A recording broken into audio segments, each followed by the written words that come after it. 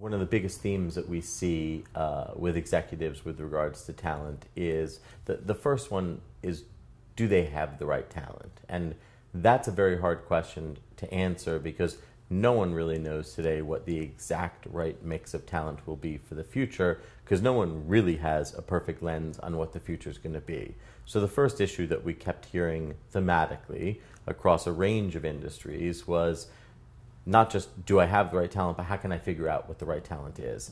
The second big issue that we heard was the need to hire for cultural fit versus hiring for skills. And that's a big shift, and actually was quite surprising for us. We would have thought that you'd find industries that were hiring to fill specific skills-based positions where in fact, and obviously we need to do that, companies need to do that, but a big theme that we heard was if people don't fit in, that's going to have a greater impact, not just on their performance, but on the overall culture and therefore on the company. And so those were two of the bigger themes. And I would say the last one was it's almost ironic that there's such high unemployment rates around the world, yet there's not enough good talent in companies. And that was a big theme that we heard, is finding, and it's because there's a precious pool of this right type of talent. There's a lot that's been spoken about in the last 5 years about the notion of